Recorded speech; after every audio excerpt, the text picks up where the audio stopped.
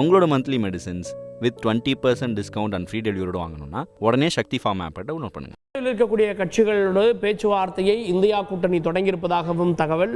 செய்தியாளர் ரமேஷ் கூடுதல் விவரத்தோடு இருக்கிறார். ரமேஷ், இப்போ சற்று முன்னர் சரத்பவார் அந்த மாதிரி பேச்சுவார்த்தை எதுவும் நடக்கலை அப்படின்னாரு, ஆனால் மீண்டும் பேச்சுவார்த்தை நடப்பதாக தகவல்.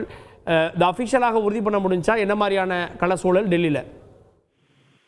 அதாவது இப்போ நாடாளுமன்ற தேர்தல் முடிவுகள் வெளியாகி கொண்டிருக்கிறது. பாஜகவை பொறுத்தவரை அவர்கள் தற்போது 242 தொகுதிகளில் முன்னிலையில் இருக்கின்றனர். அவர்கள் ஆட்சி அமைப்பதற்கு இன்னும் எப்படி இருந்தாலும் ஒரு 30 உறுப்பினர்களுடைய ஆதரவு தேவை. இது ஒரு புறம் இருக்க, காங்கிரஸுக்கு அதாவது இந்தியா கூட்டணியாக நாம் பார்த்தோம்னால் அவர்களுக்கு 236 உறுப்பினர்களுடைய ஆதரவு என்பது இருக்கிறது. அவர்கள் ஆட்சி அமைக்க வேண்டும் என்றாலும் கிட்டத்தட்ட 60க்கும் மேற்பட்ட உறுப்பினர்களுடைய ஆதரவு தேவை. இந்த ஒரு சூழ்நிலையில் தான் பாஜக கூட்டணியில் இருக்கக்கூடிய கட்சிகளை இழுக்க முடியுமா என்று காங்கிரஸ் கட்சி மிக தீவிரமான முயற்சியிலே இறங்கியிருக்கிறது. பாஜக கூட்டணியில இப்ப இருக்கக்கூடிய கட்சிகள்ல மிக முக்கியமான கட்சிகள் என்று பார்த்தோமேனால் தெலுங்கு தேசம் கட்சி, அதே போல நிதிஷ்குமாரினுடைய ஐக்கிய ஜனதா தளம் உள்ளிட்ட கட்சிகள் மிக அதிகமான தொகுதிகளை தன் கைவசம் வைத்துள்ளது. இந்த 2 கட்சிகள் தான் அதிகமான தொகுதிகளை தன் கைவசம் வைத்துள்ளது. மற்ற ஏக்நாத் ஷிண்டே தலைமையிலான சிவசேனா, சிராக் பாஸ்வானுடைய லோக் ஜனசக்தி கட்சி இவையெல்லாம் 5, 6, 1 இப்படிதான் தங்கள் கைவசம் சில தொகுதிகளை வைத்திருக்கிறது. இந்த நிலையில் தான் இவர்கள் இருவரையும் தங்கள் பக்கம் இழுக்க முடியுமா என்று காங்கிரஸ் தொடர்ந்து முயற்சி செய்த வண்ணம் இருக்கிறது.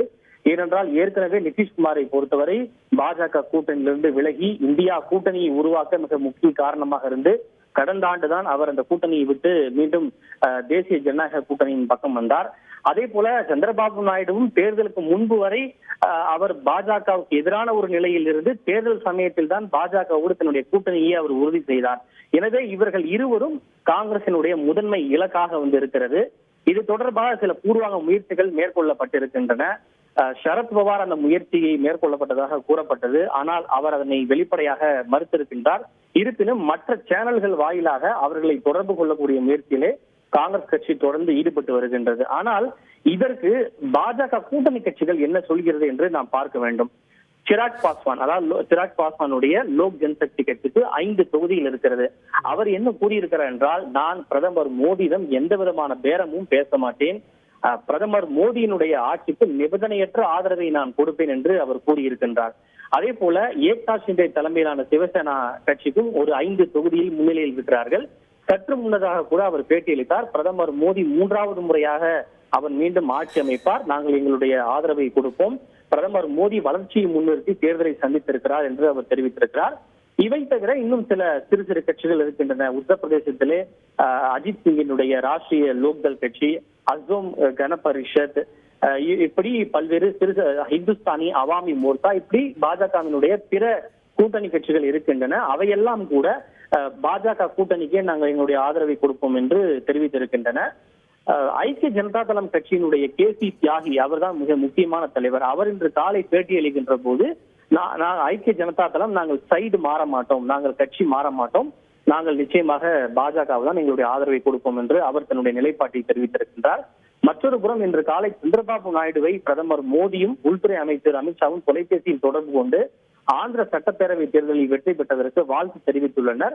அவர்களிடமும் சந்திரபாபு நாயுடு தன்னுடைய ஆதரவை தேசிய ஜனநாயக கூட்டணிக்கு வழங்குவேன் என்று அளித்திருப்பதாக நம்பத்தகுந்த வட்டாரத்திலிருந்து தகவல் கிடைத்திருக்கின்றது. நாளைக்கு தேசிய ஜனநாயக கூட்டணியுடைய கூட்டம் நடைபெற இருக்கின்றது. நாளையே இந்த கூட்டணி கட்சிகளுடைய ஆதரவை பெற்று பிரதமர் மோடி உடனடியாக ஆட்சி அமைக்க உரிமை கோருவார் என்று எதிர்பார்க்கப்படுகின்றது. ஏனென்றால் தற்போதைய சூழலில் எந்த விதமான சிறு வாய்ப்பையும் விட்டு வைக்க பாஜக தயாராக இல்லை. கால அவகாசம் எடுத்துக்கொண்டால் இந்த அவகாசத்தை பயன்படுத்தி கொண்டு சில கட்சிகளை இழுப்பதற்கு காங்கிரஸ் முயற்சி செய்யக்கூடும். எனவே காலதாமதம் செய்யாது உடனடியாக நாளைய தினமே தேசிய ஜனநாயக கூட்டணியில் பிரதமர் மோடியை தங்களுடைய தலைவராக தேர்வு செய்து உடனடியாக ஜனாதிபதியை சந்தித்து ஆட்சி அமைக்க உரிமை கோரவும் பாஜக திட்டமிட்டு இருக்கின்றது. அநேகமாக இன்னும் ஓரிரு நாட்களிலேயே பிரதமர் மோடி அவர் பதவி ஏற்பதற்கான அந்த முஸ்தீபுகளில் பாஜக இறங்கி இருக்கிறது. உங்களோட monthly medicines with 20% discount and free டெலிவரியோட வாங்கணும்னா உடனே சக்தி ஃபார்ம் ஆப்பை டவுன்லோட் பண்ணுங்க.